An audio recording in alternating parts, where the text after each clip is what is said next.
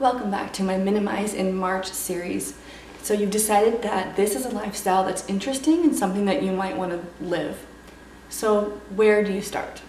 You start with yourself. When you're making a big lifestyle change or even a slight lifestyle change, it's important to start with you. I know you might want to clean out your spouse's closet first because it's much easier to get rid of somebody else's stuff. Or you might want to start with your parents because they overwhelm your children with toys and gifts. But really, the best example for anyone is a living example. Starting with yourself is the best visual example for others. You won't waste your words, you won't waste your breath, and there won't be any miscommunications and opportunities for argument. You know, when they see how you're living and how you're lighter and happier and how you have more energy and time and money, then that is the best example for them. 2 points I'd like to make. You need to start with purging your items, and you need to change your habits. Start in your sock drawer, start with your underwear drawer, start with your makeup, your jewelry, something that's solely yours, that's not a shared item. As you purge, you're gonna feel like you need to keep some things because of the what if mentality. What if I do need this? What if I needed that? I'll tell you, I've been donating things for years and I almost never ever need what I've donated. And if I do, I can borrow it from a friend or I can go out and repurchase it if it's something I really did need. But that has not occurred to me because you're going to be wise in what you keep. Another thing that you need to purge that might be your own are files, school files, textbooks, resources for your job. What if I need this? As a teacher, I teach 7th grade and I have a lot of materials for elementary school because what if I get a job in elementary school? Well, guess what? I'll go find them again. These items aren't that unique. Some things I am keeping because they're special or irreplaceable or very expensive to replace. Like I have a big giant paper cutter that I'm keeping. But do I need to keep kidney beans that are already spray painted in special colors so we can do sorting when I teach reading to 7th graders? Well, so that's just me hoarding everything. If it has a perceived value, I want to keep it. Everything is online. Just yesterday, in fact, I was going through a lot of my downloads and I had so many PDFs and printables and PowerPoints of subjects that I may or may not teach. Why am I saving those? Because for the what if, that day may never come. And if that day does come, I'll download it then. I don't need to prepare for K through 12 teaching that I may or may not go back to doing one day. You know, and I'm using teaching as an example because that's what I do, but think about what you do and what you're hoarding, whether it's virtually or actually. You'll go online, everything is there all of the time. You just found it once, you'll be able to find it again.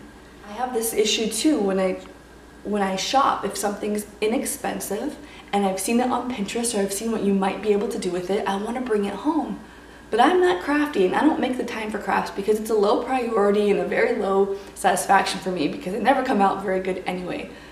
So I need to change my habits. I just don't, it doesn't need to be in the house because then I won't have to purge it at all. I've kept emergency supplies way more than necessary.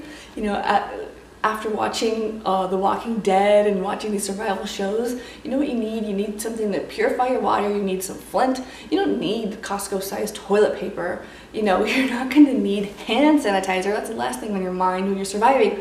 So let's be realistic. The what if scenarios, are you feeling guilty for buying it in the first place? You need to feel that feeling, it's feedback for you, so that will help you with the second part of this, starting with you, which is changing your habits. Here's part 2, and it's about changing your habits, and that's the truest, hardest part of this whole thing.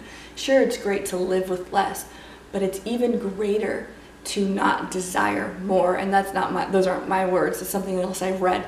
When you can truly say that you don't want, and you don't desire, and you don't covet, and you don't feel jealous, and you're not comparing, when you really have reached that point, you've arrived. And I certainly am not there yet, but you do need to change your habits. Now, 2 YouTubers who have really helped me on my journey are Light by Coco. She has an amazing video, I think like 14 or 15 tips that she's used to change her habits, and I'll touch on a few and also link her video. And Carrie Leanna, or Carrie Simple, she has amazing videos too about how she lives with less and how it affects her life. Some ways that you can change your habits are, you know, this one works for me, don't go to the store. Just don't go. You're not strong enough yet to window shop. You're not strong enough yet. You know you're not. So just don't go. Biggest and hardest one for me is what I touched on earlier. Just because it's on sale doesn't mean you need it. Just because it's at the Dollar Tree doesn't mean you need it. One thing that you might see yourself do, or those you love do, is start spending your money on organizational products, because that's the life you want to live. You want to live a clean, organized life. You're still spending, you're still bringing in things you don't need. Sure, you might be spending less, but that's not the point. We don't want to substitute your addiction to stuff with addiction to bins. And I've been there, and I'm speaking from experience here. You don't need so many bins if you don't have so many things. So we try not to substitute one spending habit for another. To begin, you've heard me explain what minimalism is and why I'd like to live it. You've decided that, hey, you're interested, so you're here, you're watching. Where do I begin? Begin with you. Purge your stuff and then change your habits, and that's what you can control. I would like to be just another example. I'm definitely no expert. I am not living there.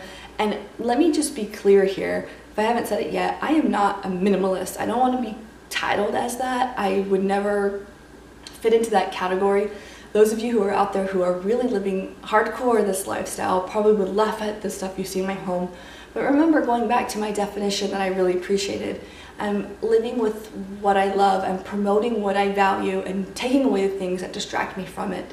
So I do value beauty. So I keep a small makeup collection. I do value my home having like a beautiful aesthetic sense to it. I like the way things look. So I will have some decor. I want to show you an example of what it is to value those type of things and still want to live with less. And of course it can be done. It can be done by anybody. You make the rules. You decide on what's too much and what's not enough. Remember, this journey is about you and the way you want to live. So start with yourself and change your habits before you can expect those around you to change theirs. Thanks for watching. I'll see you soon.